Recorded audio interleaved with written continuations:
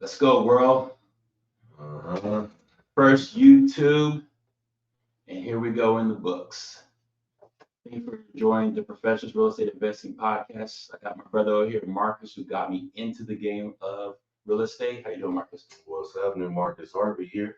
Yes, yes, yes. I had to bring you on since it's the first one I do, and I got plenty more to go. Right on. Uh, how's your journey been? And then like let's just collaborate when we got together because I mean we've known each other for years. Oh yeah, man.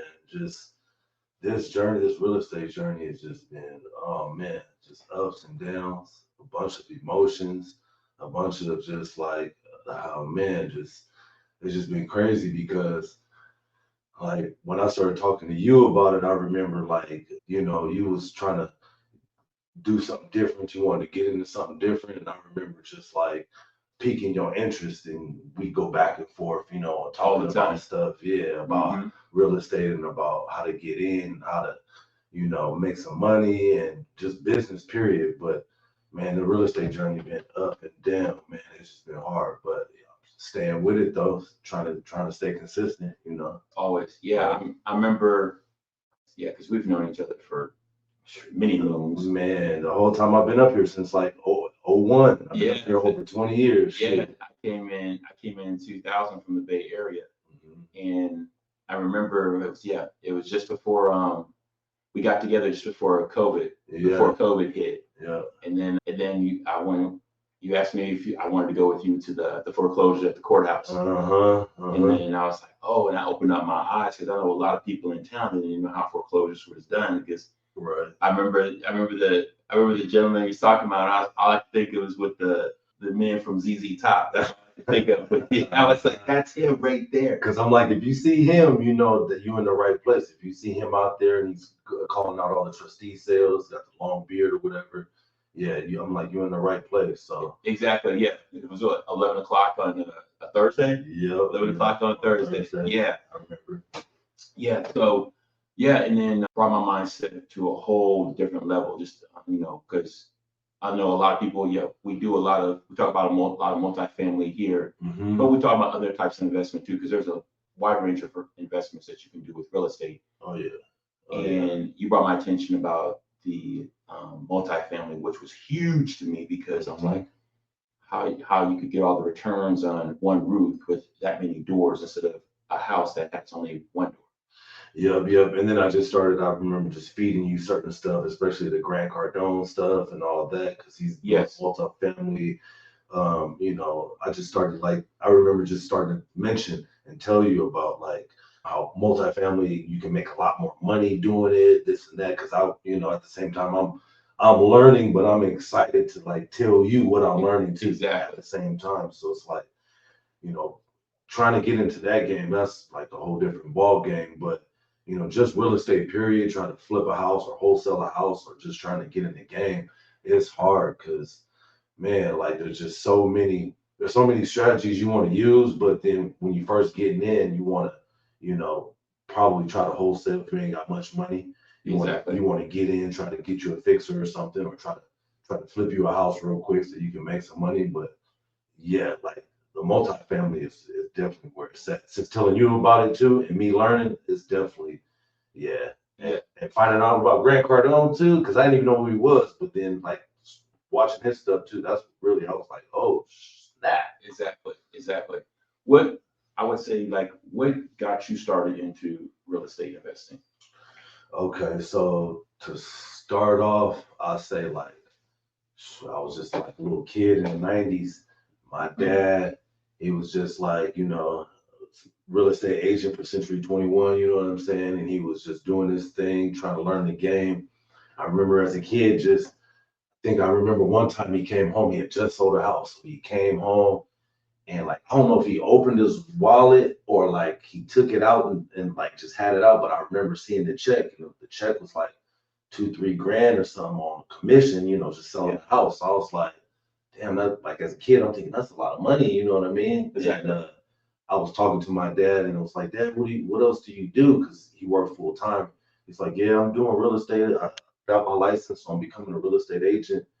And then as I got older, I just started watching them and stuff. And then My grandfather started, investing in real estate early. So that's probably what got my dad interested too. So like just continued through the years, just started piquing my interest, started researching stuff, started like trying to figure it out. Where do I start? That's what piqued my interest in real estate. Interest is My yeah, dad, yeah, yeah. yeah. I've always been around real estate, but you opened up my eyes to a whole lot of things when it came to real estate. The two things that always sit with me and what I told you about is when God is not making any more land and he's not making any more dirt. Yeah, yep. And when I heard those two things, it hit different. It hit completely different and everything. And Yeah. you're right. Real estate, being a real estate agent, being in real estate market, anything real estate, it's not a fun ride.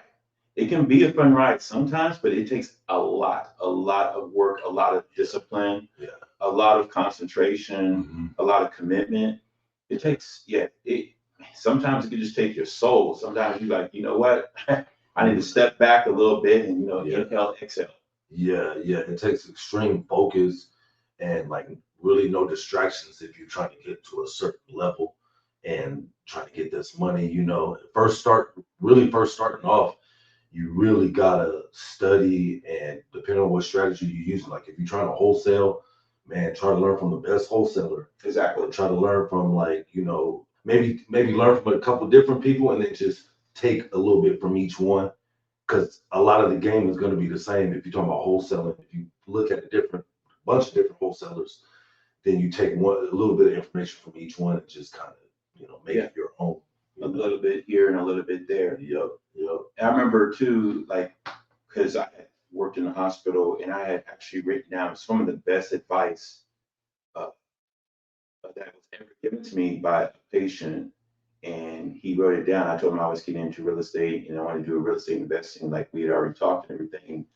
One of the things he wrote down, it was just a little piece of paper that he had. And it's like, when you want to purchase something, make sure you have that parcel number. He said that number right there is one of the most important things that you need to have written down.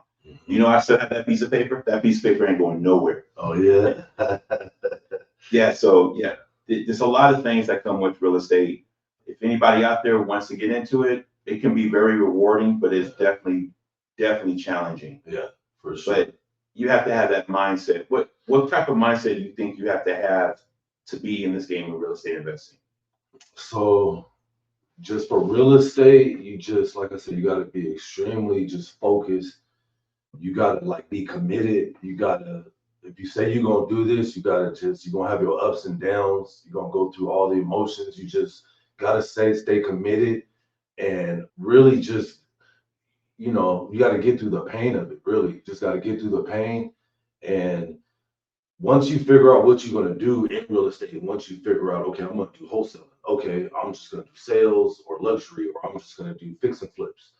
Then, so usually people just stay to that one strategy. But I mean, if you want to be, like a savvy investor, I guess that's what they call it. Then you want to know all the strategies, how to do sub twos, how to pick up pre foreclosures, fix and flips, multifamily. You just want to know the game all the way around. But it's an overload of information too. So you don't want to overload yourself. You want to just start. I would just suggest wholesaling. If anybody's going to get in and, if you're not going to get your license just yet, just start wholesaling because that's like the easiest strategy to get into. You don't really need a lot of money, small marketing money, if any.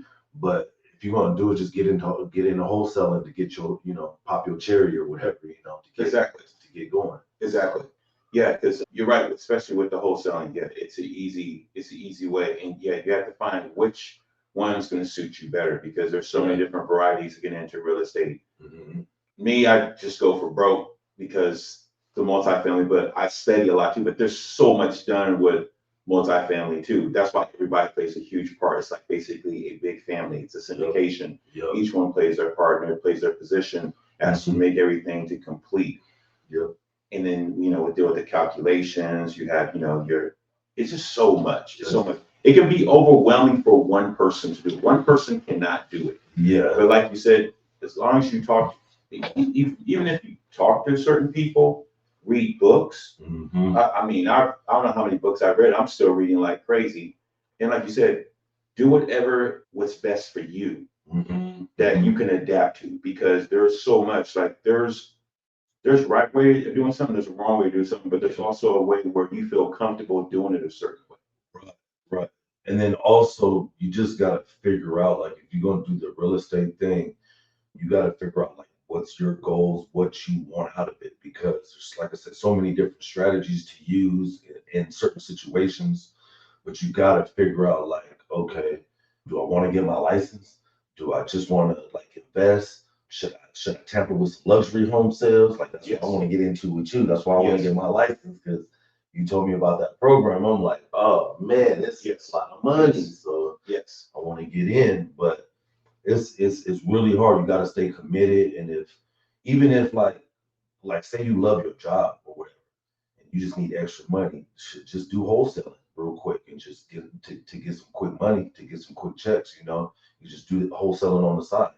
But then most of the time when people get into real estate, they start wholesaling, they start dipping into other strategies and then figuring out I want to do this full time. Yes. I don't want to do my job no more type thing. So, Yes.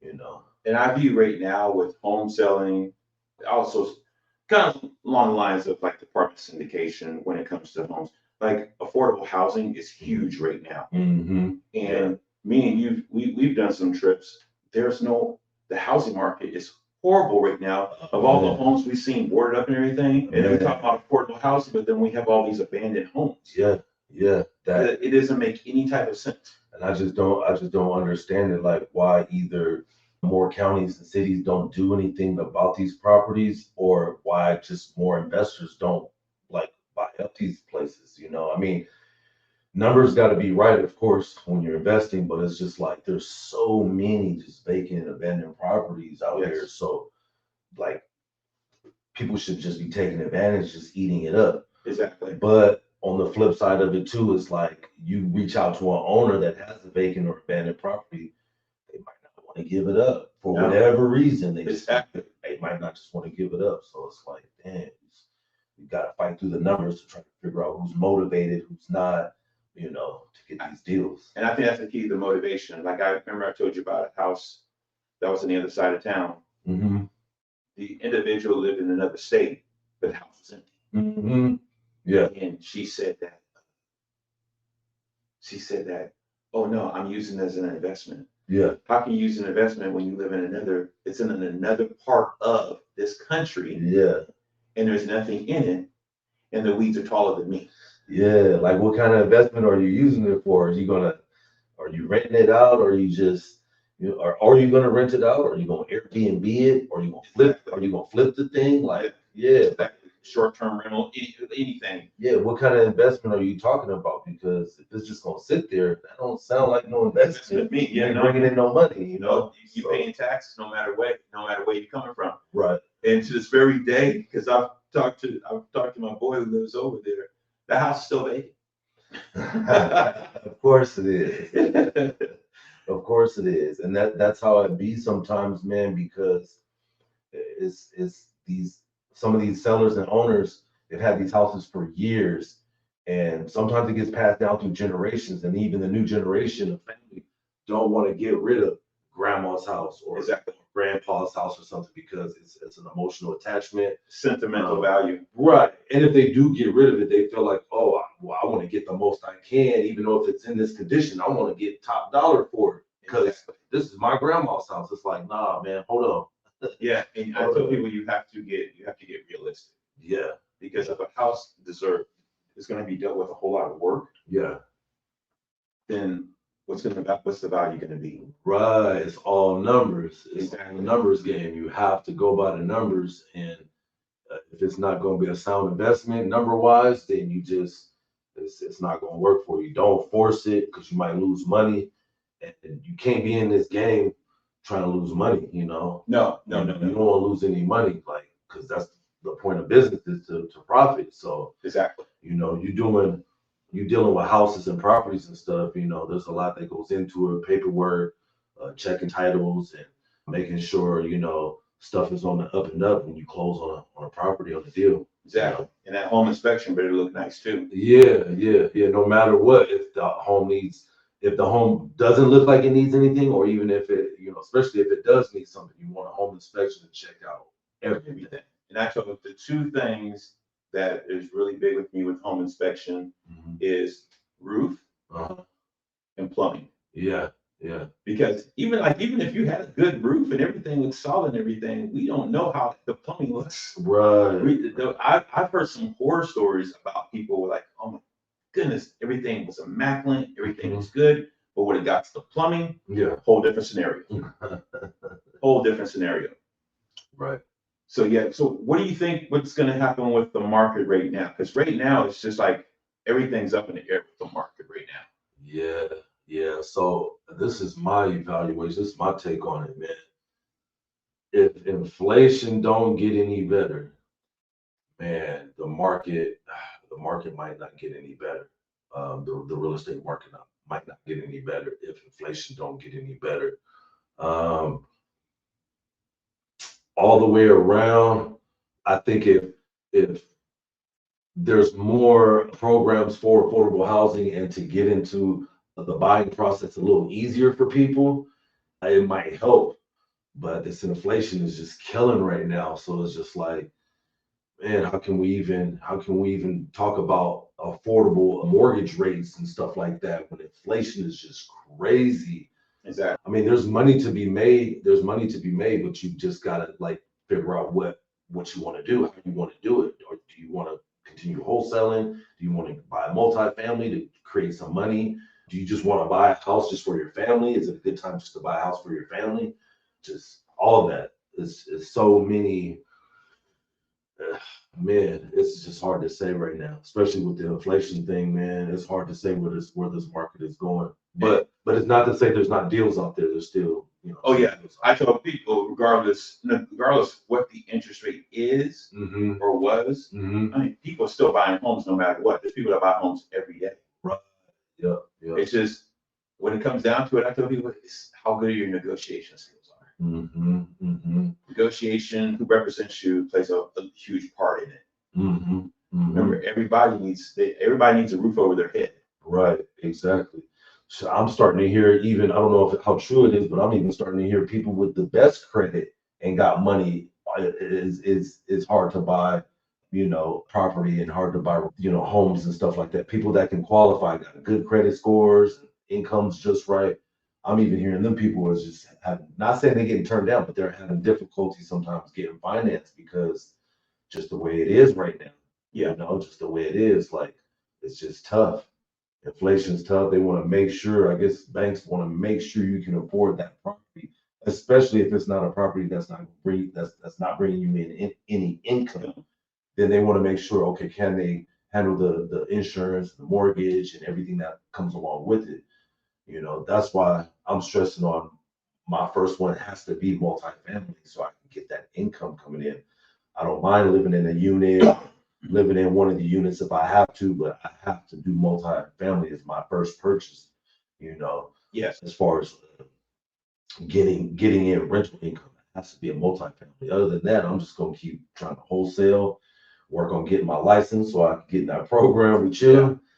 Exactly. Keep it moving, man. Just, and I'm thinking of it too, like look at all these there's so many jobs that pay really, really high. But look what everything, and I've talked this in several podcasts about COVID and stuff, how it's changed the world, changed every aspect of life that has come around us. Everything is higher. Look at the pandemic. What was the shortage first was toilet paper. Then what was the other shortage was baby food. What was the other shortage was eggs. Everything has a shortage. No one's really full scale at their companies for jobs. People are still working remotely. There's people who don't want to go back into working. Right. People are they're making money, but everything, the cost of living has gone up tremendously. Like it's ridiculous how much money has gone up. And then you're like, hold on, you can't really get ahead, even though you got a raise or a bump or raise in your job when everything else is going up too. It can't work out that way. No, it just doesn't even out the same, man. It's just no matter what company you go work for, how much they promise you, what they're going to tell you, oh, we'll give you a raise. It's not going to build you that wealth that you want to build, man. Like, you got to just be able to own businesses and own some assets for you to really attain true freedom and true wealth to me, because, man, a job is just going to get you through, man. It's going to help pay the bills.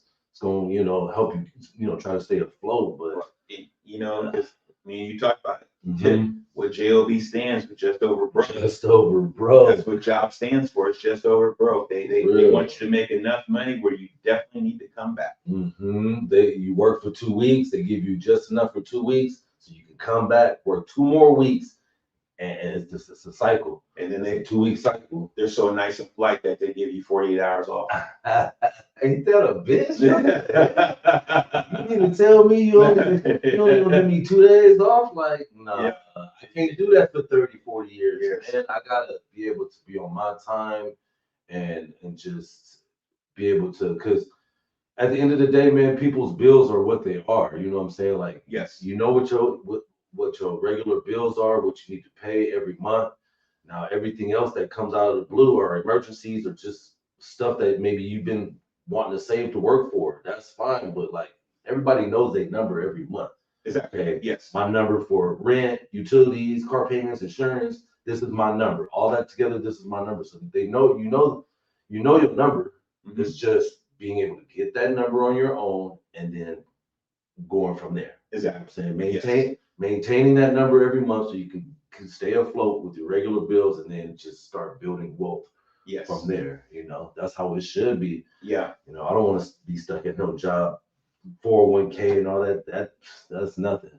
Anybody who has a 401k, I talked to one of my guys. He knew somebody had a 401k. They never kept track of their 401k, and they just nonchalantly told him, like, I probably lost like 30,000-40,000. Ooh. Because they didn't move it over. They didn't move anything over to an IRA or anything like that. Mm-hmm.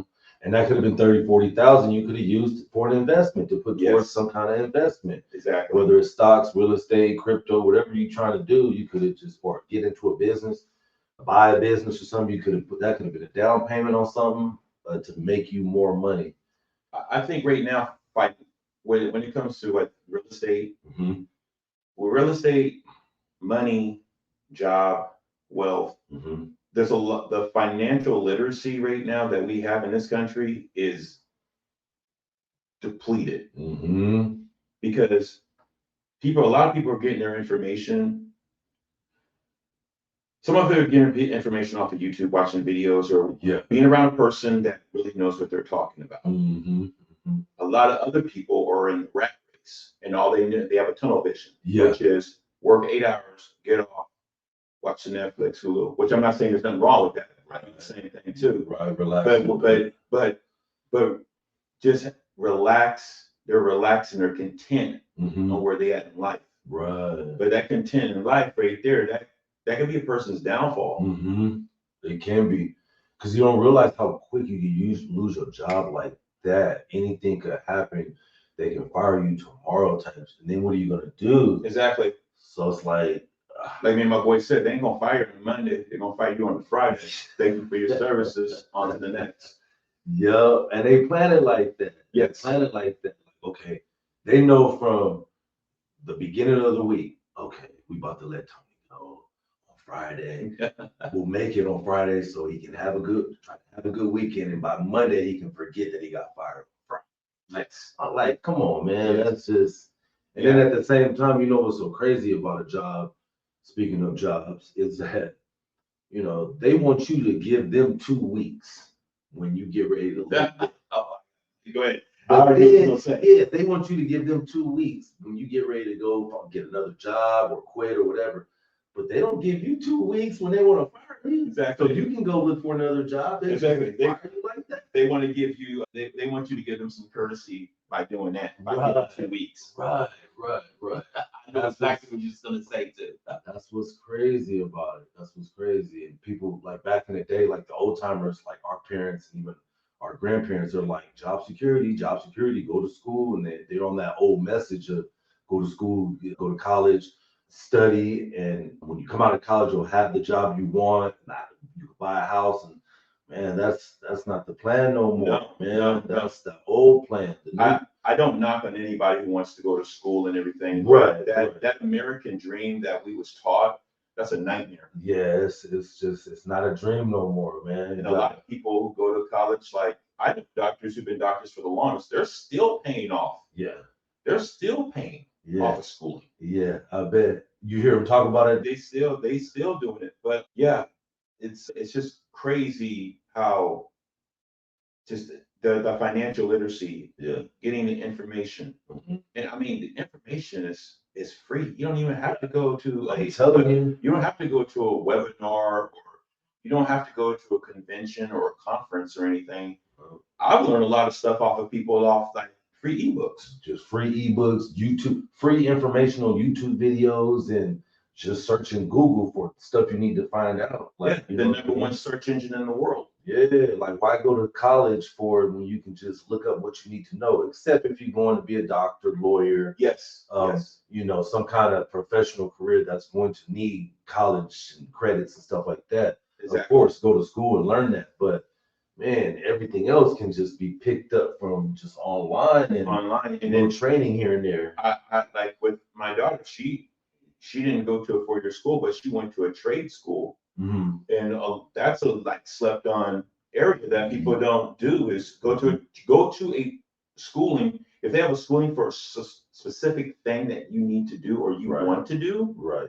you go about doing it that way. You don't have to do 4 years of school. No, you don't. You don't. Just go to specific training. If you want to be a bricklayer, they got training just so you can learn how to become a bricklayer. If you want to do electricity, you go through this program to be a journeyman electrician, or however how far you want to go with electricity or electrician or that kind of industry.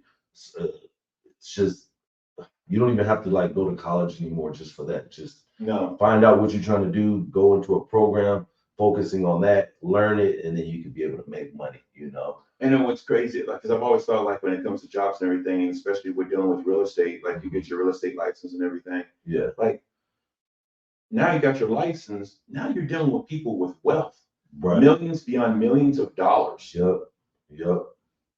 Like, it's a whole different ball game when it comes to real estate. Yeah. What is it? 90% of the millionaires have real estate. Yeah, that's what the statistics, the numbers say. Like 90% of like the millionaires and billionaires invest in real estate. So in some form or fashion, they put their money to work in real estate, putting in this, if it's skyscrapers, if it's multifamily, flipping. Oh, even another one that I listen to a lot of people too is mobile home parks. Oh yeah, there's big money in mobile home parks is huge. Yes. I wasn't even seeing it for a while, and then I ran across this couple online, a husband-wife couple. Man, they killing it on mobile homes. They killing it, like making a lot of money off fixing and flipping mobile homes, and exactly it's cheaper, low entries to start off. The homes are a lot cheaper to get into, so it's like yeah, mobile homes are a money maker too. As far as land too, land is a money maker. Land, you can't go wrong with land. No, you can't. And then you can turn it into anything. You can turn it into a parking lot, start charging people to park there. It's just it's just so much you can do.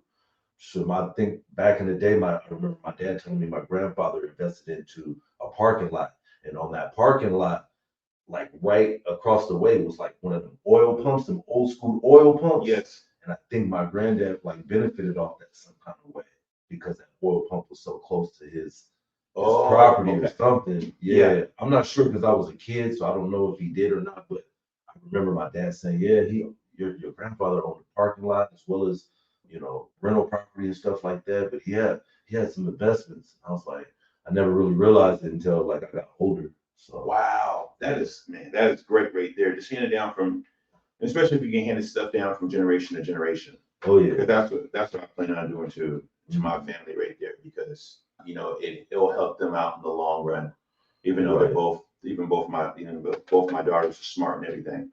Yeah, real estate I feel it's just the way to go. Like there's other people who have different knacks, and another one I've been studying on is, so me and you was talking about this before. Another type of real estate, and it's called digital real estate. Mm-hmm. It's like dealing with the YouTube, Mm-hmm. with the information, your channel, like a lot of that. Like it's huge. Like Yeah. we was talking about, Google is if you want to find any information, Mm-hmm. everybody Googles. Right. It's the number one search engine in the world. Yeah. Number two, it's not TikTok, it's not Facebook, No. it's not Twitter, Mm-hmm. it's actually YouTube. Because why? Google bought YouTube. Yep. Yep. Collaborated together, and it's just a marriage made in heaven. Yeah. And so a lot of people, they're actually benefiting off, it's called digital real estate, because they're sending a lot of information on YouTube about real estate. Right. Right. And they said the stat is, and I won't forget this, they said by 2025 Mm-hmm. that the digital part of when it comes to YouTube and like information, e-courses and stuff and everything, Yeah. altogether, Yeah. is going to be a $50 billion industry by 2025. Yeah, I believe it. I believe it. Because I've received so much information off the internet, Mm-hmm. off a lot of ebooks, great resourceful ebooks. Like none of them are garbage to me. Mm-hmm. There's some like you keep on reading, but then you find a gem, and then I mark that. But all my information, not a lot, all my information that I've received have been like gems to me, and I actually write them down all the time. And if I need a refresher, I have an index card full of different quotes and information that I write that refresh my memory. Mm-hmm. Mm-hmm. I've been doing that too. I'll just jot down little things in my phone, even write down some stuff. I'll just whatever that can help my memory and just refresh things that I had forgotten before. Exactly. Yes. So yeah, that's something I like try to keep mindful of doing. My mindset's always changing because I'm always trying to get better as a person. I'm always just trying to, treat people better, trying to be more professional in business, and just all around have just a good attitude about life. Exactly. I have this line that goes, respectful people. It's not respectful people. It's, real people recognize real people, but a person recognizes when someone's good. Yeah. A person does recognize when someone's good. You feel that energy too. You feel that energy. The energy is not tainted or off balance or anything. You can actually feel a genuine about a person by the way they talk, by the way they look, their mannerism. Right. Even the most old school way, when you look at them in the eyes. When you look in the eyes, it took a whole lot about them. Yep. A whole lot about them, because if you look at a person, looking down this way or listening like that, you really don't have that much confidence in you. Yeah, it's kind of like low self-esteem-ish. Yeah. Not that much confidence, and it's just like, man, just like, okay, you don't want to like keep staring at a person's eyes, but you want to feel confident when you do talk to somebody. Exactly. Somebody you don't want to be like just drifting off. Yeah, drifting or being scary or seeming fearful. You know what I mean? You want to be confident in your conversation. Basically. Exactly. Yeah. So, yeah, man, that's one thing in real estate I've been trying to get past too, is making sure my confidence is up to be able to talk to sellers, talk to people, come across knowing what I'm talking about. You know what I mean? Making sure it sounds like I know what I'm talking about, because I've been researching and doing this for a while, so I do know what I'm talking about. But there's still a lot for me to learn as well. I don't know everything, but I'm learning as I go. And I'm meeting the same type of like-minded people such as yourself to try to do deals, do business, and make business happen. I'm glad you said that, because a lot on the internet I've been listening to and watching, and it says about that. Make sure who's around your circle. Yeah. Around your circle plays a huge part. If your goal is to be into real estate and to be a real estate agent, or into invest, or flip homes, or do mobile home parks, or do multifamily, or do anything, any variety of things. Hopefully you find your right niche right there. But anything that you want to be surrounded by people like that. You don't want to be around a person that's going to be always doubtful, like, no, you can't do that. You're not going to be around. You don't need to be around that negativity. Negativity gets you nowhere. Yeah, no confidence killers around, man. That's one thing about this. If you're gonna do this entrepreneur life, or if you want to get into business, real estate, any kind of just working for yourself type of atmosphere, you have to be professional and you have to have confidence and you have to like just keep learning. You have to just keep on doing your homework. You got to keep, don't think you know it all. You'll always run across stuff that you don't know and someone else can teach you, you know.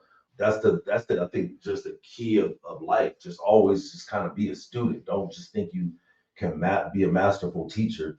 Always be a student because you can always learn. There's always new things coming out, laws, you know, just always stay a student is what I say. Be humble, but you know, be confident. Be humble, but be confident. To that way you know that you know how you come across yourself and you wake up in the morning and you look in that mirror and you're like, okay, I'm ready to seize this day and I feel confident to talk to whoever I need to talk to and to take care of business. Exactly. If I talk to someone and I say good morning, they'll say good morning. And Yeah. then how am I doing? They ask me, how am I doing today? And what I go to and say is, I said, I'm actually doing great, actually. Not doing good, I'm doing great. Because there's some people who don't wake up. Yeah. Yep. Yep. That's true. So I said, when we wake up in the morning, we're winning. Yeah. We've already won. We've already made it to another day. Yeah. We've already made it to another day. Just by waking up, God giving you that you know, another chance Exactly. at life, you know. And then like I'm glad you said like with people that you need to be around people with positive energy and everything. Mhm. Like I even got to thank you because you know with my you're definitely my mentor, but then For sure. my other mentor, like we still collaborate. Yeah. We was with the same brokerage, but we're not anymore. But we still stick together like yeah. glue. Oh yeah. And he helps me out in everything still. Yeah. And it's just being around and surrounded by people. Because when you help people out and everything, it brings a stronger bond with each other. Mm-hmm. A stronger bond, and you get educated. Because like if I think I know something, I'll be like, correct me if I'm wrong. Yeah. Correct me if I'm wrong. If I'm wrong, I'm wrong. This is what I've seen, or this is how it's been dealt with. Right. But if I'm doing it wrong, and then they tell me why, you know, in a subtle way that I'm doing it wrong, and this how is a better way of going about it. Oh, I'm gonna eat up that information. Yeah. I'm not gonna be. I'm gonna be like, no, I'm gonna do it my way. No, I'm gonna listen to you because I said this. My line is experience. Telling people your experience shows time of how you came about doing things. Right. Yep. Exactly. I like that. Yeah, so I got that off the top of my dome too. Sure. But because there's a certain way I need to. I said, no, this is what it is. I remember now. I say experience speaks for itself. Okay. Yeah. Experience speaks for itself. If someone does something, I'm going to listen to them.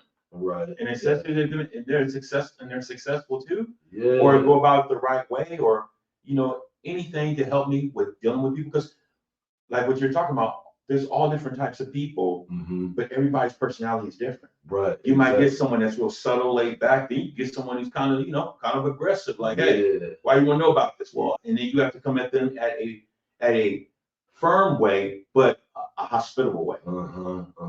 Exactly. There's so many different personalities out there to adjust to. If you're the type of person that can just get out there and you can adjust and like chameleon yourself to like people, then you pretty dangerous right there, because that way if you can adjust and adapt, that means you can get things done. You can get things done that you want to get done if you can adjust and adapt to certain individuals and learn different personalities. And like you said, right off bat, you come across an aggressive person, you'd be like, okay, I know how to take this person because they're coming off aggressive right off top. Yep. And then another person that they're like shy acting, and you'd be like, okay, let me kind of help this person because they seem shy. Let me kind of build this person a little bit of confidence. Exactly. Or help them out. So it's like, you just gotta adapt to the personalities. That's what I think too is one thing to be successful. If you can adapt to different personalities, that's gonna make you a lot very successful, and it'll help you get a lot of more business done, because just being one way and not thinking about how you come across to people and how people are receptive towards you. Like you have to gauge that too. You Yeah, gotta be you able do. to gauge that so you're not coming off aggressive. You gotta be, use it when you have to. You know what I'm Exactly. saying? Just use it when you have to.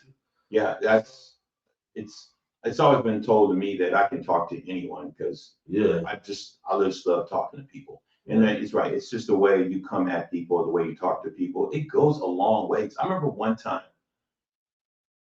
I was going to get an apartment. It was many moons ago. I was going to get an apartment, and Yeah. the gentleman wanted to meet me. And the reason why he wanted to meet me is because my handwriting was so on point.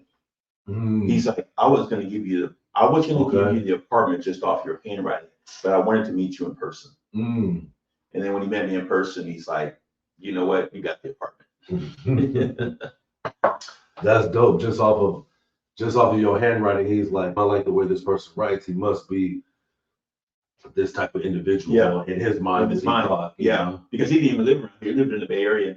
Oh, nice. He came all the way up here. Yeah. That's what I've been noticing. To go back to real estate real quick, that's what I've been noticing too. There's so many out of town owners, like Bay Area. There's so many out of town property owners that come up here. They buy property. I've even seen them at the trustee sale, at the foreclosure trustee sale at the courthouse. Um, I remember meeting one of my first cash buyers that I put on my list. She lives up here, but she buys for people in the Bay Area. She works for a company and buys for people in the Bay Area. Wow. Just single family homes and other little investments that they can buy, flip, and stuff like that. Yeah. They got that Bay Area money down there. Yeah, exactly. They bring that Bay Area money up here where it's a lot cheaper, and they buy property up here. Exactly. Making it happen and stuff. So yeah. Yeah. All right, brother. Now I'm glad we did this. This is my first, the first one of many to come out. Oh, we're gonna do some more too. Oh yeah. This is the first one. Hopefully, you guys enjoy. Whoever's watching enjoyed this podcast. I'm gonna be doing a lot more with my guy right here, Tony, the professionalist. I like it. And the reason why I call it the professionalist is it's not me. Is I just like we was talking about. Everybody has their own opinion or way of doing things, and I think it's like you put it all together into one. Right. So like I talk with you, then I got my boy Rob, who's very intellect on a lot of things and everything, and he brings in a lot of advice. And I have different people. I just like doing. I just want to be different from everybody else. Of course. Right? I wanted to be unique with the name The Professionalist because I view each person that they have some type of professionalism in them. Right. And they can bring it to the forefront of the world. Yep. To the world. So that's how I view it. Yeah. It's not, I tell people, it's not me. I'm not the professionalist. It's the people that I'm involved with. Right. Because like you said, in some form or fashion, they have some kind of professionalism in them that you can talk about, whether it's what they do for business. Exactly. Even investment life. Yeah, just way of life, just how they carry their life as a professional or how they carry their life as just being who they are, Exactly. So So we got more to come. Just had to knock this one out the way. Oh, yeah, the first one, yeah. And that's it. I had to bring the man, the myth, the legend. For sure.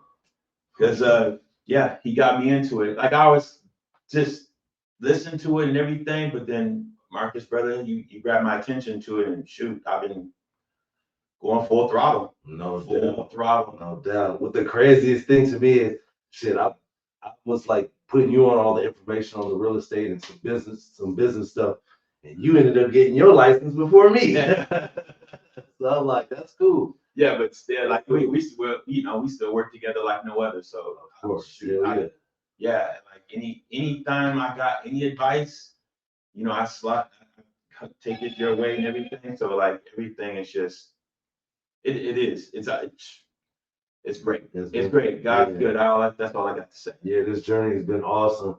And just to close out, anybody who's trying to get in this business, anybody who's trying to get in any business, multiple businesses you guys trying to maintain, keep your head up, stay confident.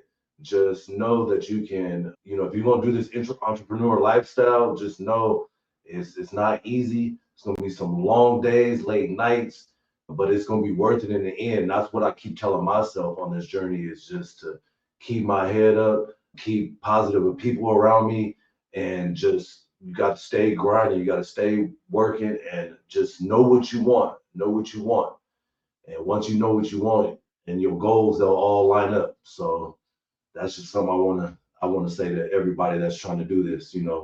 Within any business. Exactly, because So- because you appreciate it more. If something's given to you, you don't appreciate it. Right. But when you work hard for it, you appreciate it more. You'll remember the trials and tribulations. Yeah. Like Yeah. anything that happens with me, I just remember one time. Well, then that second time, I remember how to adjust, Yeah. so it Yeah. doesn't happen again. Right. Exactly. So Exactly. yeah, and like you said, like, it's a marathon. Mm-hmm. It's definitely a marathon, and you don't want nothing given to you. You never No. don't want it because you won't appreciate it. But when you appreciate the hurdles, the trials and tribulations. Mm-hmm. That's a whole different way of just doing things and feeling about yourself. Yep. And you'll feel accomplished. Yeah, fall in love with the process. Exactly. You have to fall in love with the process, because if you don't, it will be hard. So you have to fall in love. What did Tyson say? Discipline is doing something you don't like doing, but you do it like you love it. You Yes. know what I mean? So Amen. that's all I gotta say. Thank you, man. Hey, no problem. And then yes, follow the Professionalist Real Estate Investing Podcast. It's on Yeah. Apple, Spotify. Mhm. I'm about to get this up on the YouTube channel, and hey, look out for us. We're gonna be slapping some videos out. I'm gonna be interviewing a lot of people, and brother man Marcus, come anytime you want. I'll be back again. I'll see y'all real soon. Trust and believe. Peace.